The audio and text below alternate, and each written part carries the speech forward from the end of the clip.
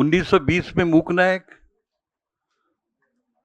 1927 में बहिष्कृत भारत, 1930 में जनता और 1956 में प्रबुद्ध भारत। ये बात हमने नहीं भूलना चाहिए कि जनता ये 1930 से 1955 तक सबसे ज्यादा 25 साल जीतना था। बाबा साहब को अगर सही रूप से अगर पढ़ना है, उनके अंतःकरण को सही रूप से अगर जानना है, तो बहिष्कृत भारत के पन्ने खोलना पड़ेगा। ये खुद बाबा साहब ने कई बार बोला और लिखा है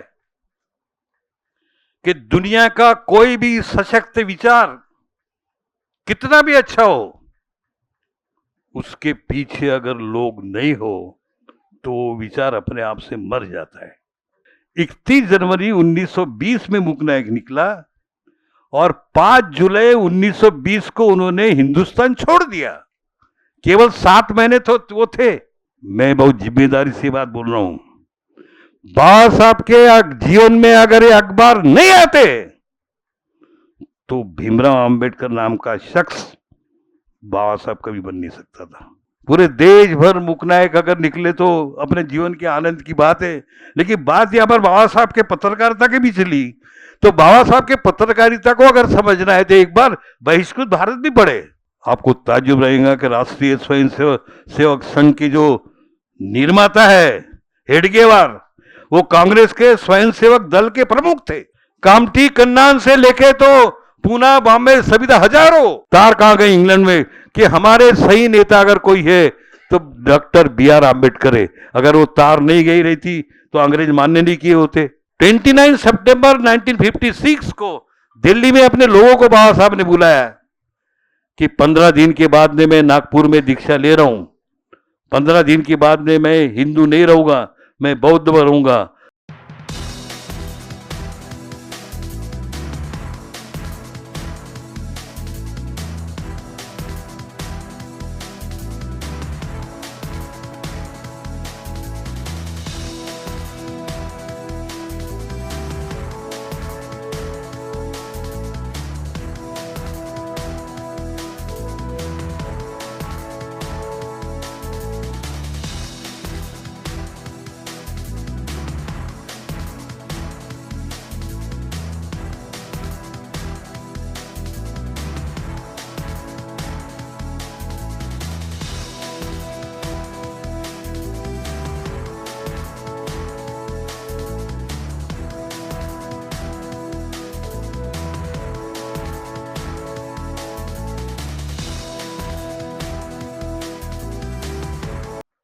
डॉक्टर आम्बेडकर और मूक नायक ये दो बातें अलग नहीं कर सकते।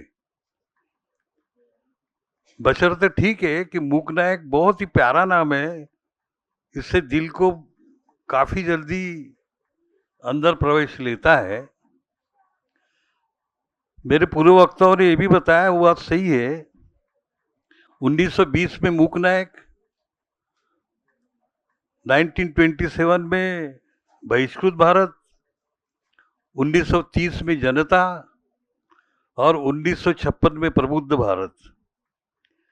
ये बात हमने नहीं भूलना चाहिए कि जनता ये 1930 से 1955 तक सबसे ज्यादा 25 साल जीतना था। बशर्ते उसके संपादक बदलते गए। देवराव नाइक थे, भारत अद्रेकर थे, सहस्त्रबुद्धे थे, बीसी कामले थे, भैया साहब आम्बेडकर थे, लेकिन उसके पीछे पूरी ताकत बाबा साहब आम्बेडकर की थी। ये बात ये भी हम भूल नहीं सकते कि सारे अखबारों के संपादक के रूप में बाबा साहब का नाम नहीं था, लेकिन ये बात भी नहीं भूल सकते कि बहिष्कृत भारत के वक्त में उनका नाम बहुत ताकत से, बहुत अभिमान से संपादक के रूप में बाबा साहब ने अपना नाम दिया था। बाबा साहब को अगर सही रूप से अगर पढ़ना है, उनके अंतःकरण को सही रूप से अगर जानना है, तो बहिष्कृत भारत के पन्ने खोलना पड़ेगा। सही रूप से अगर बाबा साहब को देखना है, जो 1900 फ्रॉम 1927 टू 1929 जो उन्होंने 34 अग्रलेख लिखे, जो वार्ताएं लिखी, आश्चर्यकारक है। उसके पहले वो 6 महीने अपने आप को एक रूम में उन्होंने बंद कर दिया था। मैं दुनिया भर के तमाम सब्जेक्ट को मैं समझ गया हूं, सारे दुनिया को मैं प्रभावित कर सका। मैं दुनिया का कोई भी बुद्धिमान मेरे सामने अगर आता है तो मैं उनको हर विषय पर मेरी बात को समझा सकूंगा। शायद मैं जितनी अच्छी अंग्रेजी बोलता हूं या लिखता हूं, उतनी शायद ही दुनिया में कोई बोलता होगा या लिखता होगा, ये भी उनको मालूम था। लेकिन ये वो जानते थे कि मैं जिस बात को बोलना चाहूंगा वो अगर मैं अंग्रेजी में कहूंगा तो मेरे गांव का आदमी ये नहीं समझ पाएगा। और मेरे साथ में उनके कई उदाहरण हम सुनते हैं और पढ़ते हैं। ये खुद बाबा साहब ने कई बार बोला और लिखा है कि दुनिया का कोई भी सशक्त विचार कितना भी अच्छा हो, उसके पीछे अगर लोग नहीं हो तो वो विचार अपने आप से मर जाता है। ये बाबा साहब को मालूम था। वो जानते थे कि मेरी बौद्धिक ताकत बहुत है, लेकिन मेरे पीछे जो खड़ा रहेगा वो कौन है? वो गांव खेड़े का जो अनपढ़ आदमी है। जो मेरे मित्र किरण सोनवने ने जो बताया कि उस वक्त में पढ़ाई लिखाई का रेशो कितना था। अरे 1950 में पढ़ाई का रेशो 24 था, 1000 में 24, तो दलितों में कितना होगा? और इसके बाद में मुझे आम आदमी की भाषा भी बोलना है। 6 महीने तक, ज्याला मराठीमध्ये म्हणतो आपण वाक्प्रचार, म्हणी, गावची भाषा, लोकांची भाषा, पत्रकारितेची भाषा, क्या क्या बोला जाता और किस किस प्रकार के लिखा जाता, 6 महीने अपने आप को उन्होंने गाड़ दिया था। और जब उनको लगा कि मैं मराठी बहुत अच्छा लिख सकता हूं, उस वक्त बहुत ताकत से वो निकले। मुकने की जब बात आती है, ये पर्सनल बात नहीं है, पण त्यांना हे वाटलं की मी एमए पीएचडी असून मैं एक सूबे का गायकवाड़, बड़ौदा में मैं मिलिट्री का सेक्रेटरी करके ज्वाइन होता हूं।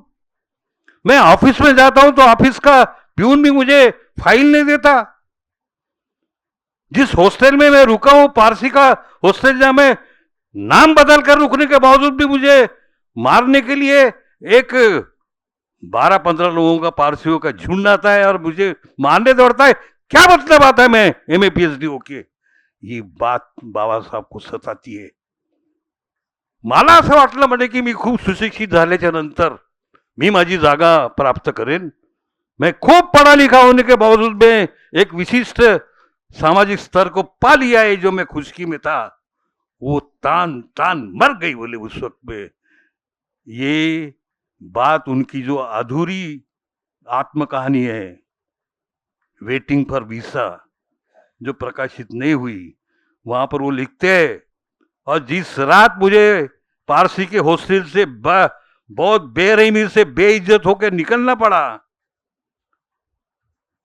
सयाजीराव गायकवाड़ को किसी ने बात बताई, उन्होंने भी चुप रहे। और उसी बड़ौदा शहर के बगीचे में जाके मैं 5 घंटे रोया बोले। ये वेटिंग फॉर वीसा में खुद बाबा साहब ने लिखा है। ये जो दर्द था, ये दर्द भी उनके साथ में था, मन में था, अंतःकरण में था। और उसी दर्द को साथ में लेके कि पढ़ाई लिखाई होने के बावजूद ये मेरा समाज अस्पृश्यता के कलंक से बाहर आता या नहीं आता, वो नहीं आता, इस निर्णय को लेके वो आए। सरकारी कॉलेज था यार वो, सिडनहम कॉलेज। सरकारी कॉलेज में रह के वो क्या सोशल वर्क करेंगे? बॉम्बे आने के बाद में, वो बड़ौदा की नौकरी छोड़ने के बाद में सिडेनियम कॉलेज में प्रोफेसर बने, लेकिन सरकारी कॉलेज था। देश विदेश में उथल पुथल हो रही थी। अंग्रेज की सत्ता अपने देश पर होने के बाद में अंग्रेज भी थोड़े हल गए थे, क्योंकि 1914 से 1918 तक पहला महायुद्ध हुआ था। पहले महायुद्ध की इंग्लैंड एक खुद प्रमुख पार्टी थी। उसी दरमियान 1917 में रूस में क्रांति हुई थी। रूस की क्रांति ने पूरे दुनिया को प्रभावित कर दिया था। 1789 के फ्रेंच क्रांति के बाद में 1917 की रूस की क्रांति ने आम आदमी भी अगर इकट्ठा होता है, सत्ता को हिला सकता है, कॉन्फिडेंस को ऊंचा किया था। उसके सारे रिपरकेशन भारत में भी गिर रहे थे, अंग्रेज भी हल रहे थे। उसी वक्त में रॉलेट कायदा लगा था, बिना खटले के तुमको 2 साल जेल में डाल देंगे, ये रॉलेट कायदा अंग्रेजों ने लगाया था। उसी के खिलाफ में 1919 में जलियांवाला बाग में सभा हुई तो जनरल डायर ने फायरिंग करके 400 लोगों को मार दिया था 1919 में। ये 1920 के पहले, 1920 में जिस वक्त में बाबा साहब ने मुकनायक निकाला है, उस वक्त में दुनिया में, देश में जो घटनाएं घट रही थी, जो वैयक्तिक भी थी, सोशलिस्टिक भी थी, पॉलिटिकल भी थी, सारी बातों से दुनिया भी प्रभावित हो रही थी, भारत भी प्रभावित हो रहा था। उस वक्त एक आदमी का उदय हो रहा था, उस आदमी का नाम था महात्मा गांधी। महात्मा गांधी 29 साल दक्षिण अफ्रीका में काले लोगों के संघर्ष में रत थे। एक लॉन्ग डिस्टेंस पॉपुलैरिटी थी। कौन ये मोहनचंद करमचंद गांधी, जो दुनिया में जाके, दक्षिण अफ्रीका में जाके वहां के लोगों का नेता बनता है, एक लॉन्ग डिस्टेंस पॉपुलैरिटी थी। वो महात्मा गांधी 1915 में भारत में आए हैं। उस वक्त कांग्रेस के नेता गोपाल कृष्ण गोखले और लोकमान्य तिलक है। उस वक्त में गोपाल कृष्ण गोखले के अति निकट में बैरिस्टर जीना थे। बैरिस्टर जीना 1909 में जो मुस्लिम लीग पैदा हुई थी, उसकी मेंबरशिप बैरिस्टर जीना ने नहीं ली थी, कांग्रेस के सदस्य थे वो। इतिहास के पन्नों को ठीक से हमने पढ़ना भी चाहिए। Barrister Jinnah, he was senior to Gandhi. Barrister Jinnah ये पहले कांग्रेस में थे। वो केवल कांग्रेस में नहीं थे, वो शीर्ष नेताओं के अति निकट थे। पहले क्रमांक पर गोपाल कृष्ण गोखले थे, सेकंड रैंक पर लोकमान्य तिलक थे।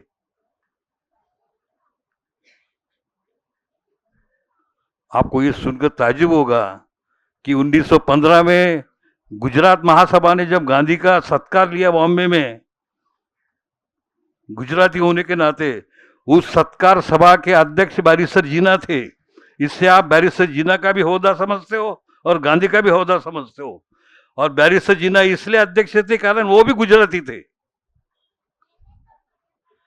ये लहजे में ये सारी बातें जब घट रही है, दुर्भाग्यवान है, गोपाल कृष्ण गोखले का निधन 1915 में होता है। 14 में तिलक मंडाले जेल से बाहर आते हैं। 1916 में लखनऊ करार होता है और लखनऊ करार में मुस्लिमों का हौदा पूरा दिया जाएगा, ये कांग्रेस मान्य करती है। मुस्लिम समुदाय को देने वाली कांग्रेस, सिख समुदाय को स्वतंत्र अस्तित्व देने वाली कांग्रेस अस्पृश्य के नाम से कतराती थी, ये भी दिख रहा था। और उसी वक्त में साउथबुरी कमीशन आती है। अंग्रेजों की हुकूमत करने की जो आदत थी, वो हर वक्त में कमीशन भेजते थे और वहां का, ये भारत का जायजा लेके वो इंग्लैंड जाते थे। कमीशन के लोग इंग्लैंड के हुकूमत के लोगों को समझाते थे और उस प्रकार से हुकूमत चल रही थी। पहले हंटर कमीशन आई, फिर साउथबुरी कमीशन आई, फिर स्टैफर्ड क्रिप्स कमीशन आई, फिर वेवेल कमीशन आई, ऐसे कमीशन आते रहे। बाबा साहब के काल में साउथबुरी कमीशन आई और कमीशन ये बात को ढूंढ रही थी कि लोगों का कहना क्या है। हम अपने मुद्दे पर आएंगे। उस वक्त में दलितों का नेतृत्व करने वाले लोगों ने यह पहल रखा साउथ बोरो कमीशन के सामने कि उस दलितों को वोटिंग पावर देना चाहिए जिनकी एनुअल कमाई 140 रुपए हो, उसी दलित को वोटिंग पावर मिलेगा जिसकी 4वी तक की पढ़ाई हो। बाळासाहेब बोले इथं हद्द झाली यार, माझा माणूस 4थी उत्पन्न कुठून आणायचा? 144 रुपये उत्पन्न असलेला माणूस कुठून आणायचा? इतकी फाटकी माणसं, इतकी तुटकी माणसं, इतके टूटे हुए लोग, इतने फटे हुए लोग जिनके पूरा कोई छाव नहीं है, वो आदमी को कहां से लाएंगे? बास आपके मन को तिल तिल तिल तिल तिट रहा था कि मैं सिडनीहम कॉलेज की प्राध्यापिका संभालूं। अरे लक्ष्मणराव यादव, आपके भी जीवन में यही क्षण आए, तुम डरते काय को राजा?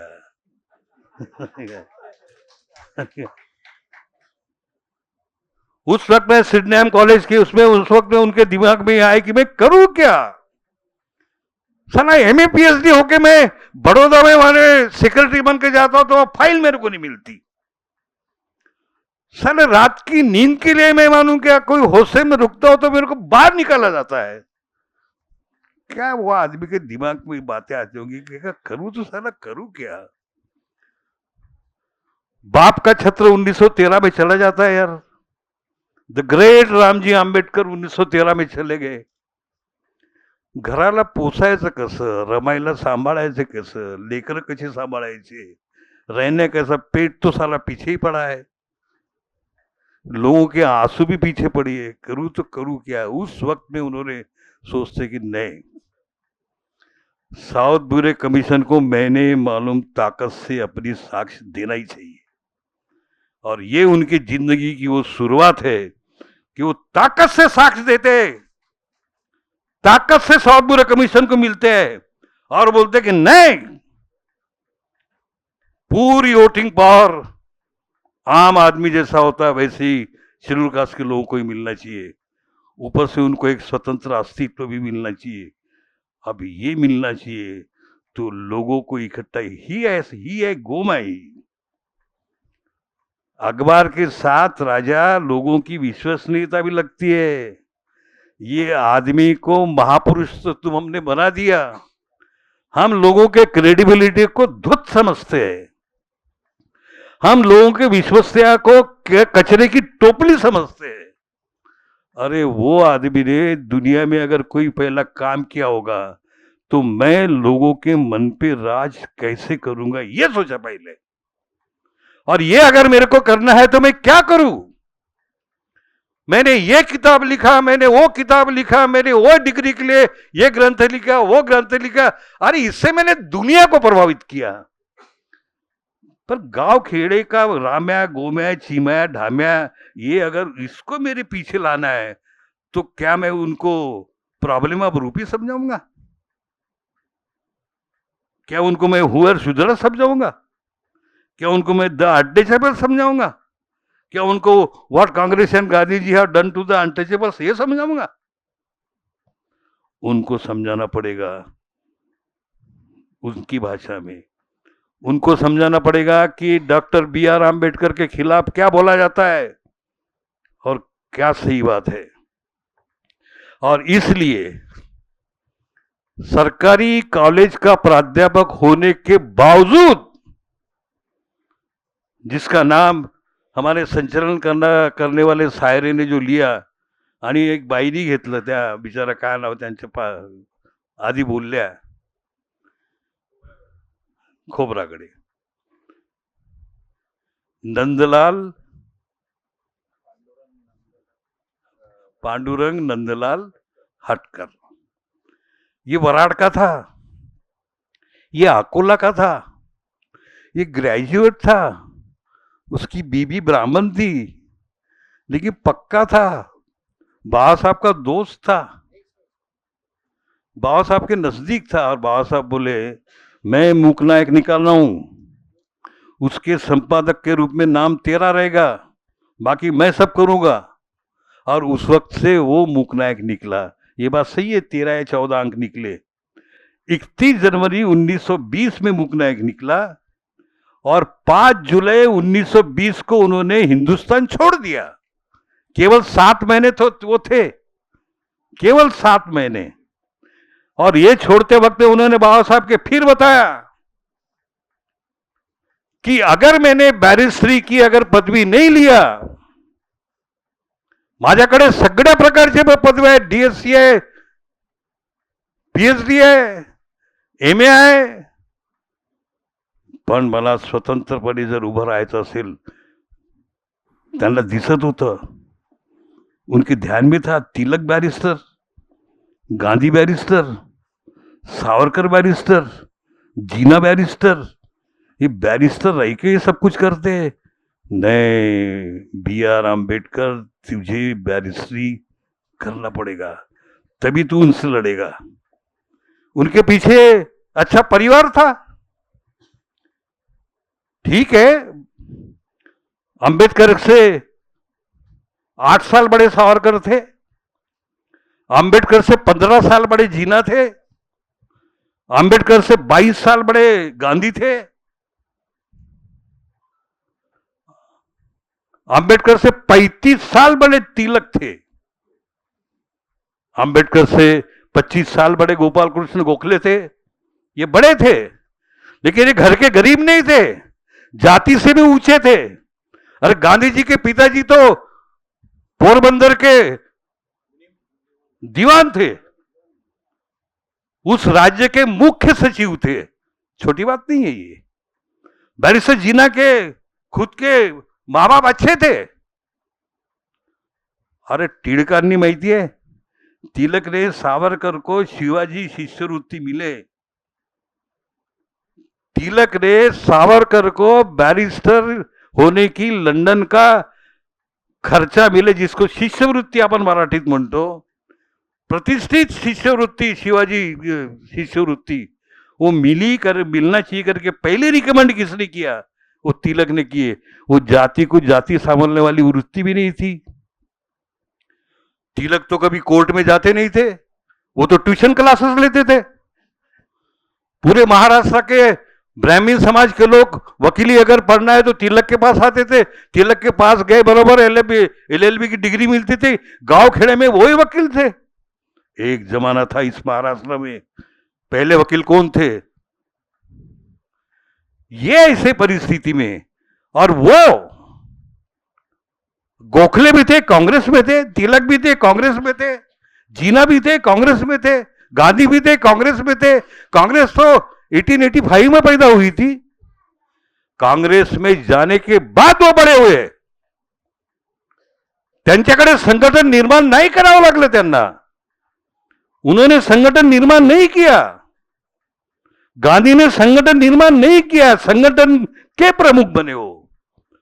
बाबा साहब को तो संगठन भी निर्माण करना पड़ेगा, लोगों की साथ भी, सगळं साला शून्यातून करायचं होतं यार माणसाला।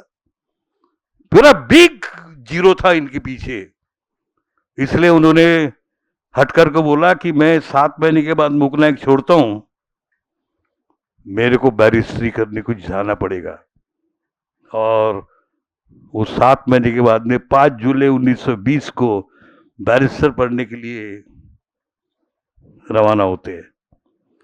बात यह है, या सगळ्या गोष्टींच्या मागे आपण एक लक्षात घेतो कि जो मूळ मुद्दा है, जो महत्व का मुद्दा है, कि लोगों की क्रेडिबिलिटी को लोग ध्यान ही नहीं देते यार। कितनी बार बराबर बोलते कि आप मालूम क्या, कितनी बार लक्ष्मण यादव ने कितना सवाल पूछा, या ऐसे माने जिस प्रकार से पॉलिटिकल एक्टिविटीज वगैरह जो चल रही है, पब्लिक सैंक्शन नाम की जो कोई बात होती है, अखबार बोले तो लोगों का मतलब क्या होता है? जागरण। अखबार लोग मतलब होता है, लोगों का होता है प्रबोधन। इतना ही नहीं है, बाबा साहब को इतना ही नहीं करना था। बाबा साहब को इससे ज्यादा ही करना था कि माझ्यावर होणारे जे आरोप आहेत, ये लक्षात घ्या। अगर मैं बोलता हूं, अगर बाबा साहब के जीवन में अगर ये अखबार नहीं होते, मैं बहुत जिम्मेदारी से बात बोल रहा हूं, बाबा साहब के जीवन में अगर ये अखबार नहीं आते तो भीमराव अंबेडकर नाम का शख्स बाबा साहब कभी बन नहीं सकता था। इतनी अहमियत ये अखबार को है, क्योंकि ये अखबार रहने से लोग पक्के होते थे, वो लड़ने को तैयार होते थे, वो अपने बात पर टिके रहते थे। चारों तरफ से उनकी दिमाग को खराब करने वाली बातें झेलने के बावजूद, नहीं बाबा साहब ने समझ रहा है, नहीं बाबा साहब ने ऐसा लिख के भेजा है। हाँ, ये जो बात थी, इस बात को कीमत देते ही नहीं है, इस बात को लिखते भी नहीं, इस बात से ढंग से। मैंने रत्नाकर गणवीर को पढ़ा, गंगाधर राव पांतावने को पढ़ा, इनको पढ़ा, उनको पढ़ा। ये जो जिस्ट है, ज्याला मराठीमध्ये आत्मा बित्मा काय जे म्हणतात, काय जे म्हणत असतील, और कई उदाहरण है ये बात के। भाई मूकनायक में तो उन्होंने, अब ठीक है, मेरा तरुण मित्र तुषार गायकवाड़, पूरे देश भर मूकनायक अगर निकले तो अपने जीवन के आनंद की बात है। लेकिन बात यहां पर बाबा साहब के पत्रकारिता के भी चली, तो बाबा साहब के पत्रकारिता को अगर समझना है तो एक बार बहिष्कृत भारत भी पढ़े। ये कैसे हम बोल सकते हैं कि जनता अखबार मालूम, ये कभी नहीं कोई पूछता है इस बात का कि 25 साल चला है, वो दस्तावेज है, वो एक एक स्पंदन और चीज का वहां उल्लेख करता है। आपको सुनकर ताज्जुब लगोगे कि 1930 और 1931 में जब पहली राउंड टेबल कॉन्फ्रेंस और दूसरी राउंड टेबल कॉन्फ्रेंस हुई, गांधी जी ने पहले दिन से तय किया था, मी मुसलमानांना स्वतंत्र अस्तित्व मान्य करेन, मैं सिखों का स्वतंत्र अस्तित्व मान्य करूंगा, मैं अस्पृश्य का स्वतंत्र अस्तित्व मान्य नहीं करूंगा। उसके पीछे वो बहुत शुद्ध अंतकरण बताते थे, वो अलग हो जाएगा। अरे they are peoples of God बाबा, दे आर हरीचे जन, दे आर हरिजन, ते देवाचे लेकर आहेत रे। क्या क्या भाव भरा शब्द देते थे। मेरे अंतकरण में पहली अगर जगह किसी की होगी तो हरिजन की है। क्यों है कि ती भाग देवाची लेकर आहेत। काय शब्द आहेत। बाळासाहेब बोलतात, हे भगवान करावं तो काय करावं, आता किस ढंग से जाऊं मैं अभी इसका। और फिर बाबा साहब लिखते हैं, स्पष्ट रूप से लिखते हैं कि गांधी जी ऐसा बोलते हैं कि हिंदू धर्म के ऊपर में लगा हुआ अस्पृश्यता एक कलंक है। हे बा, हे लक्षात घ्या बरं तुम्ही। गांधी काय बोलले, जीना काय बोलले, सावरकर काय बोलले, टिळक काय बोलले, कांग्रेस काय बोलते, देश काय बोलतं, इंग्रज सरकार क्या बोलता है, ये क्या बोलता है, वो क्या बोलता है, ये पहले बाबा साहब लिखते थे और अपनी भूमिका बताते थे। इसलिए गांव खेड़े में जब वो अखबार जाता था, वहां का पढ़ा लिखा आदमी उसको पढ़ के बताता, वो पूरे घेरे से बैठे रहते थे, वो पढ़ के बताते थे। अच्छा, फिर ऐसा बाबा साहब ने बोला, अच्छा फिर बाबा साहब का कहना ऐसा है, अच्छा फिर बाबा साहब ने फिर ऐसे बोलने के लिए बताया। ये करके वो घर के होते थे और रोज पक्के होते थे, ये बात भूल नहीं सकते हम। वो रोज उनके दिमाग को पक्का करने का अगर ये जरिया नहीं होता तो ये दुनिया अपने आप को जो दिखती थी वो नहीं दिखी होती। वो लिखते थे वहां पर। अब गांधी जी ने बोला, बोले कि ये अस्पृश्यता हिंदू धर्म का कलंक है। बाबा साहब बोलते, गांधी जी म्हणतात, गांधी जी लिखते ये हिंदू धर्म की लगा अस्पृश्यता कलंक है। मैं मानता, बोले मेरे नरदेह के ऊपर का कलंक है, ये बाबा साहब लिखते हैं। गांधी जी बोलते कि हिंदू धर्म, उनको हिंदू धर्म की चिंता आके पड़ी। बोले मैं ये बोलता हूं कि मेरे नरदेह के ऊपर में लगा कलंक है, और अगर ये कलंक धोना है तो मुझे धोना पड़ेगा, मुझे पानी लाना पड़ेगा, मेरे को अपने आप को स्वच्छ करना पड़ेगा। ये लोगों को जागरूक करने का बाबा साहब का तरीका था। बाबासाहेबांना माणसांना जागवायचं होते यार। बाबा साहब को आदमी को खड़ा रखना था। अरे जो आदमी यार मालूम क्या, जो आदमी मालूम क्या अस्पृश्यता के नाम से जिनकी जबान काटते थे, जिनको छूते तक के नहीं थे, जो डर से पूरा भरा था, जो खड़े रहने के लिए भी थर थर थर थर कांपते थे, वो आदमी को खड़ा रहना सादी बात थी, खड़ा करना सादी बात थी। ये अखबार ने किया है। ये अखबार ने केवल मालूम किया, उनको जागा नहीं किया, खड़ा भी किया। अगर वो खड़ा नहीं होता, ये 1924 में अगर वो अपनी संस्था निकालते, बहिष्कृत हितकारिणी सभा, वो बोलते कि पढ़ो, लेकिन पढ़ो के बाद में फट से बोलते educate and agitate and organise. अगर वो एजिटेट अगर नहीं बोलते तो लढणे के लिए सक्षम बनाना, ही जे या ज्या सगळ्या सूत्री आहेत, ये जो उनका सूत्रबद्ध चला ये सब, जनता था, नया नया निकला था, राउंड टेबल कॉन्फ्रेंस में गए थे। 1930 में कांग्रेस ने राउंड टेबल कॉन्फ्रेंस में बहिष्कार डाला था। बाबा साहब ने अपनी बात को बहुत ताकत से रखा था। चेयरपर्सन करके राजा बैठा था, राजा पंचम जॉर्ज। पहली राउंड टेबल पर आज खलास होने के बाद में बॉम्बे मनी भवन में गांधी जी ने अंबेडकर को बुलाया। अंबेडकर गए मनी भवन में बॉम्बे में। बाबा साहब के साथ में 3-4 लोग भी थे। गांधी जी हमेशा की तरह 10 मिनट खुद बुलाया था। ये खुद बाबा साहब ने लिखा है, मेरे मन की कोई बात नहीं है। 10 ते 15 मिनिटं गांधीजीने माझ्याकडे पाहिलं सुद्धा नाही म्हणे। 10 से 15 मिनट गांधी जी ने मेरे तरफ देखा तक नहीं, तब भी मैं चुप था। बहुत देर के बाद मेरे तरफ देखा, ये बोले ये बाबा साहब ने लिखा है, ये गांधी जी के स्टाइल को मैं जानता था, लिखा है ये। तब लोगों को ऐसा मालूम पड़ता था, ये मजाक बात नहीं है। गांधी बोले और देश हाले स्थिति थी। गांधी जी लोगों के गले के ताईत बने थे। गांधी जी ने ये देश को जीत लिया था। गांधी जी ने 1915 में कांग्रेस ज्वाइन किया और 1920 में कब्जे में लिया। दुनिया का पहला आदमी महात्मा गांधी है कि जिसने 5 साल पहले कोई पॉलिटिकल पार्टी ज्वाइन किया हो और 5 साल में वो पार्टी को अपने कब्जे में लिया हो। इस दृष्टि से अगर गांधी का अध्ययन करे तो गांधी बहुत चमत्कारी पुरुष लगते हैं। गांधी ने कांग्रेस को अपने कब्जे में लेने के पहले 1915 में प्राथमिक सदस्यता लेने के पहले 1917 में उन्होंने चंपारण का सत्याग्रह किया। नील पकाने वाले खेती लोगों का बिहार में आता है। तो 1918 में उन्होंने खेड़ा करके जो गुजरात में था वहां उसने आंदोलन किया।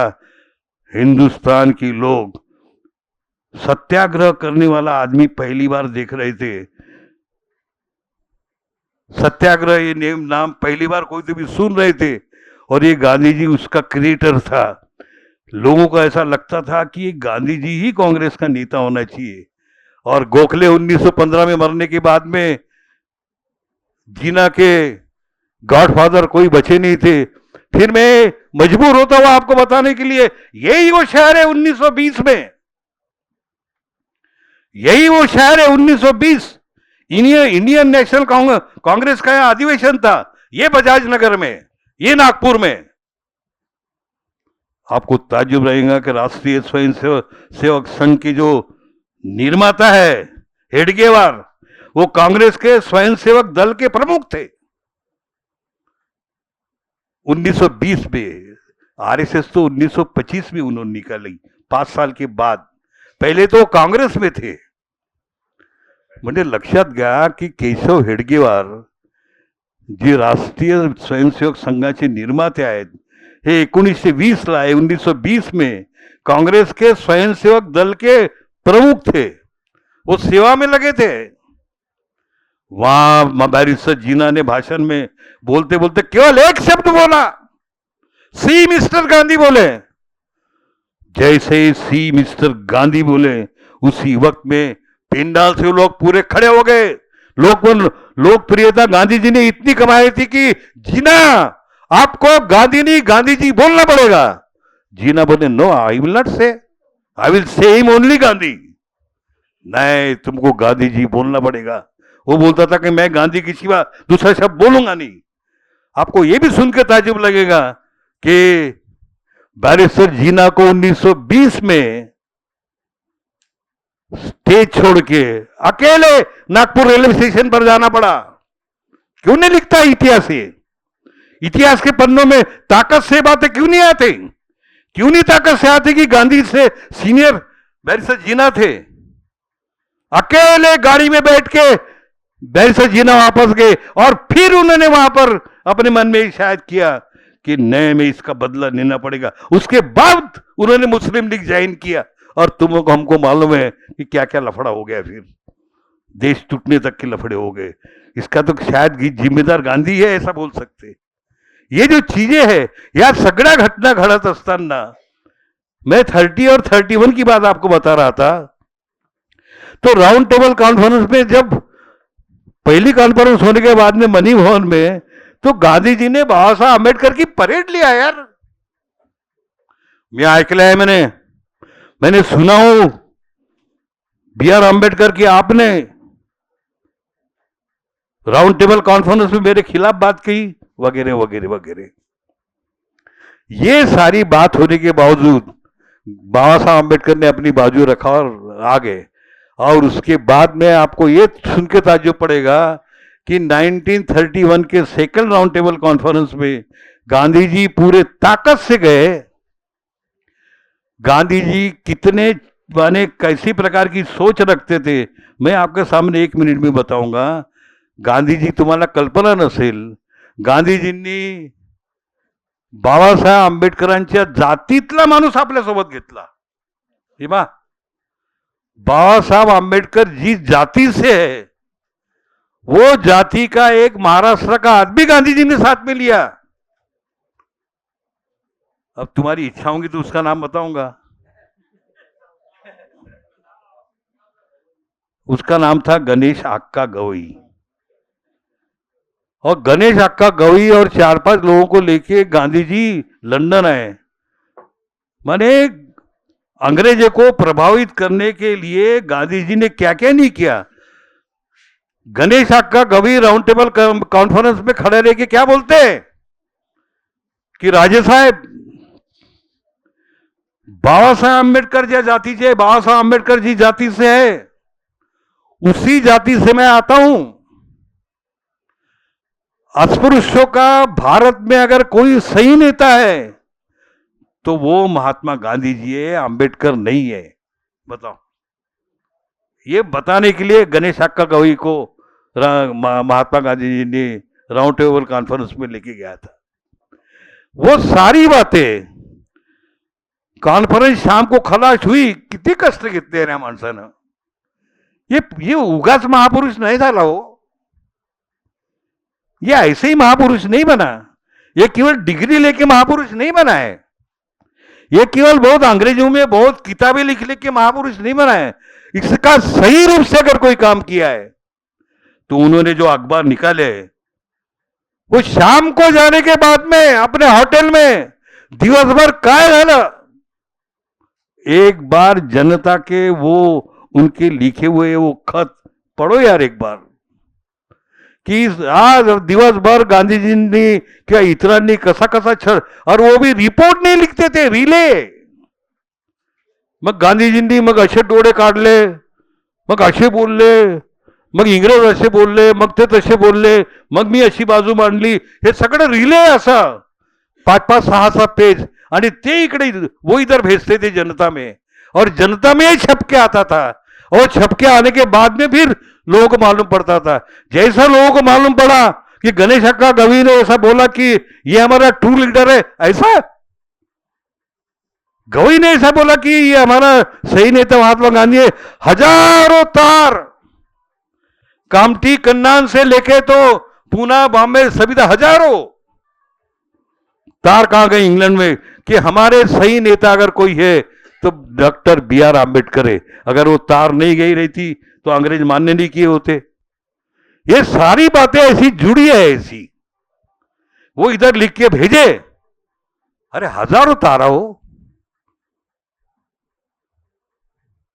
इंग्लंड मध्ये गेले। अरे आमच्या बाजूला जे कन्नन आहे तिथे एन हरदास नावाचे नेते होते, वो कन्नान से मालूम किया उन्होंने 1,500 तार, एक ओळी तार, our true leader is doctor B R Ambedkar. क्यों कि गांधी जी ने जो रास्ता अपनाया था कि मैं इस जाति का हूं, मैं बताता हूं कि आंबेडकर नेता नहीं है, गांधी नेता है। ये सारी बातें जो है, ये सारी बातों को उस मन से अगर देखे तो बाबा साहब के जीवन में, तुम्हारे मेरे जीवन में ये अखबार की जो महत्ता और मूल्य जो है, ये मूल्य बढ़ते ही जाता है। और वो मूल्य उन्होंने, वो मूल्य वो संपादक के नाम पर रहे या मत रहे, ये उन्होंने 1956 तक, ठीक है, उन्होंने क्या बोला कि अब मैं दो सपने उन्होंने पैर के चले गए। वो आखिरी का मैं संदेश बताऊंगा कि 29 सितंबर 1956 को उन्होंने दिल्ली बुलाया। उसके पहले की एक घटना आपको बताऊंगा। उनकी इच्छा नहीं थी शेड्यूल कास्ट फेडरेशन निकालने की। 14 लोग चुन के आए, 14 लोग चुन के आए थे उस वक्त में 1937 में। और 1937 में इंडिपेंडेंट लेबर पार्टी का बॉम्बे विधिमंडल में एक ताकत थी, वो ताकत को भी खलास करना था। शायद अनेक बातें थी। क्रिप्स ने पहले एक ही पूछा, B R Ambedkar, when you are leader of Independent Labour Party, मैं आपके मुंह से दलितों की बात नहीं सुनूंगा। तुमको अगर बात बताना होगा तो श्रमिक की बताओ, कामगार की बताओ, और कोई बताओ। और अगर दलितों की बात अगर बताना होगा तो तुम दलितों के मंच से आओ। इंडिपेंडेंट लेबर पार्टी के नेता के रूप में मैं आपको इंटरटेन नहीं करूंगा। बशर्ते हाल ऐसा हुआ कि बाबा साहब ने अपने लोगों को इसी नागपुर में 1942 को बुलाया। उस वक्त में सेकेंड वर्ल्ड वॉर चालू था। बाबा साहब ने भी लोगों को बताया कि मैं क्या करूं, मी इंडिपेंडेंट लेबर पार्टी जिवंत ठेवू की दलितांचे काम करू। इंडिपेंडेंट लेबर पार्टी ठेवली तर इंग्रज सरकार दलितांचं ऐकत नाही असं म्हणते, मला काही महत्व देत नहीं, मुझे को कोई इंपॉर्टेंस देते नहीं। उस वक्त में 80% लोगों ने बाबा साहब को बाध्य किया कि आपको दलितों के नेता के रूप में आना पड़ेगा। और ये तुम्हारे और मेरी जिंदगी का एक बुरा क्षण है कि बाबा साहब को independent Labour party wind up करके शेड्यूल कास्ट फेडरेशन को 1942 को बनाना पड़ा। ये शेड्यूल कास्ट फेडरेशन से बाबा साहब को मुक्ति चाहिए थी, ये हिंदू धर्म से बाबा साहब को मुक्ति चाहिए थे। वो जो अंतिम पड़ाव आया था, वो अंतिम पड़ाव 29 सितंबर 1956 को दिल्ली में अपने लोगों को बाबा साहब ने बुलाया कि 15 दिन के बाद में मैं नागपुर में दीक्षा ले रहा हूं, 15 दिन के बाद में मैं हिंदू नहीं रहूंगा, मैं बौद्ध रहूंगा। और मैं इसके बाद में शेड्यूल कास्ट फेडरेशन को भी वाइंड अप करना चाहता हूं। मैंने एक पार्टी बनाने का सोच लिया है, उसका नाम भी तय किया, उसकी कॉन्स्टिट्यूशन भी मैंने तय किया, उसका झंडा भी मैंने तय किया, उसका सारा तय किया है। एक बार धम्म दीक्षा लेने के बाद में मैं उस पार्टी को बनाऊंगा। और इस शेड्यूल कास्ट का नेता जो है, ये बात से बात हट जाएगी। मेरी राम मनोहर लोहिया से बात हुई है, मेरी आचार्य यात्रा से बात हुई है, मेरी एसएम जोशी, ये सब प्रबुद्ध भारत में छप क्या है। बाबा साहब जो जो करते थे वो जनता में आता था। बाबा साहब जो जो करते थे अंतिम पड़ाव में सब प्रबुद्ध भारत में आया। आणि अब लोगों को लगता था कि अभी अपन बौद्ध होने के बाद में दलित, ओबीसी, एससी, माइनॉरिटी, इस सबके नेता के रूप में एक नेता आएगा। राम मनोहर लोहिया जनरल सेक्रेटरी बनने को तैयार थे। एक रिपब्लिकन पार्टी ऑफ इंडिया करके नाम रहेगा, नीला झंडा रहेगा। लेकिन 2.25 महीने में ही तुम्हारी मेरी दुनिया उजड़ गई। 14 अक्टूबर 1956 में दीक्षा लेने के बाद में वो बौद्ध धर्म का जो जहाज था वो भी कितना चल पा रहा और नहीं चल पा रहा न जाने। और रिपब्लिकन पार्टी का सपना भी उनके बाद में लोगों ने किया वो चल रहा है। ये सारी बातें इस नजरिया से भी ये अखबार की दुनिया को देखा जाए। तुषार ने अपने सर पर, अपने कंधों पर बहुत बड़ी जिम्मेदारी लिया है। सपने देखना कभी भी गलत नहीं होता, लेकिन अपने मस्तिष्क को, अपने सोच को जरूर क्लियर रखना। मेरे राजा, मैं इतना ही कहूंगा कि लोगों की जो विश्वसनीयता है उसको बिना ध्यान में रख के कितनी भी अच्छी चीज हो ये लोग नहीं स्वीकार कर रहे थे, उसकी भी तरफ ध्यान देना। इतना ही आशीर्वाद देके अपनी बात को खलास करता हूं।